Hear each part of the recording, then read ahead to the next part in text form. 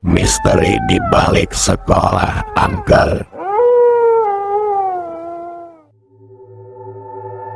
Ada lagi satu arwah siswi yang ikut-ikutan ke sini, kata Pak Joko sambil menarik napas panjang.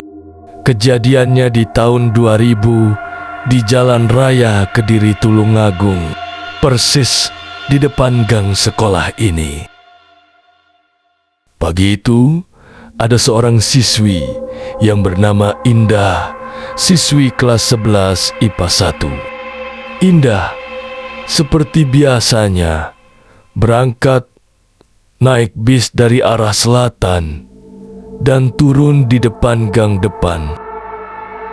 Dari arah utara, muncul sebuah truk pengangkut semen dengan kecepatan tinggi. Saat Indah menyeberang ke arah timur, tiba-tiba ada sebuah truk yang mengalami rem, blong, dan tidak dapat mengendalikan laju kendaraannya. Dan naas, truk tersebut menabrak tubuh Indah. Dan akhirnya, Indah tewas seketika akibat kecelakaan itu. Sejak itu, sering terlihat penampakan Indah di sekolah ini. Biasanya di dekat gerbang depan itu, kata Pak Joko sambil menunjuk pintu gerbang sekolahan. Penampakannya selalu sama, seorang siswi berseragam putih abu-abu dengan rambut tergerai dan tatapan kosong. Sering juga arwah Indah berdiri di depan kelasnya, kata Pak Joko sambil menunjuk kelas di dekat lapangan basket. Pernah suatu malam, sekitar pukul 11 malam, saya sedang memeriksa pintu-pintu kelas.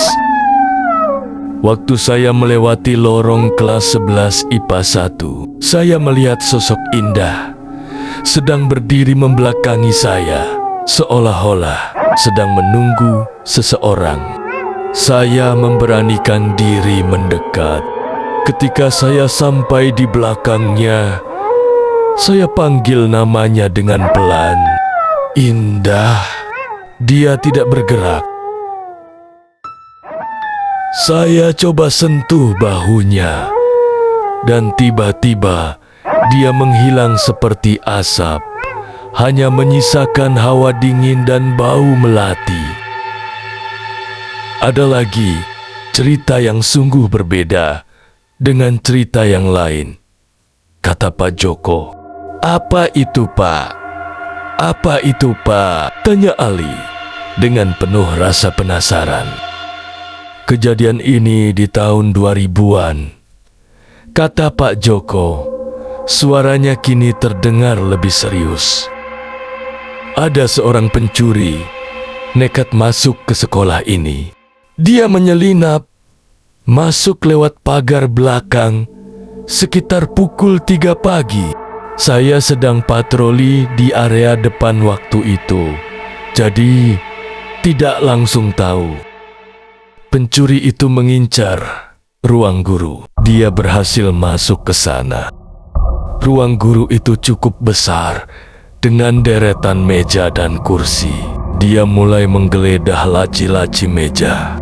Tiba-tiba, dia mendengar suara langkah kaki mendekat. Dia kira saya, jadi dia buru-buru bersembunyi di balik lemari arsip, kata Pak Joko melanjutkan ceritanya. Tapi suara langkah kaki itu tidak berhenti, malah semakin jelas, seperti sepatu pantofel yang diseret di lantai. Tak lama kemudian, suara langkah itu masuk ke ruang guru, berjalan mondar-mandir seperti mencari sesuatu. Sesosok laki-laki tinggi besar mengenakan seragam satpam persis seperti saya, tapi wajahnya pucat pasi dan matanya bolong. Laki-laki itu duduk di meja depan di ruang guru, lalu menoleh ke arah lemari tempat pencuri itu bersembunyi. Lalu laki-laki itu berdiri menghampiri pencuri itu. Pencuri itu begitu ketakutan Tubuhnya gemetar keras, seakan-akan seluruh tubuhnya lemas, tidak bisa bergerak. Senyumnya sangat menyeramkan. Kemudian, dia mengangkat tangannya, menunjuk tepat ke arah pencuri itu. Dan dengan suara serak yang memekakan telinga, dia berkata, "Pergi kau bukan dari dunia ini." Pencuri itu langsung pingsan di tempat. Pagi harinya, saya menemukan dia tergeletak di ruang guru. Tidak ada satupun barang yang hilang. Dia trauma berat dan berjanji tidak akan datang lagi ke sekolah ini. Cerita Pak Joko kepada Ali.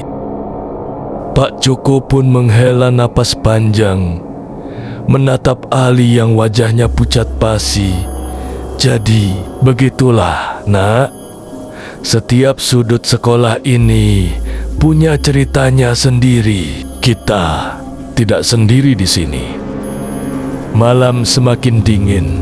Jam menunjukkan 12:30 malam. Tampak Pak Joko dan Ali semakin larut dalam cerita misteri yang ada di sekolahan tempat mereka bekerja.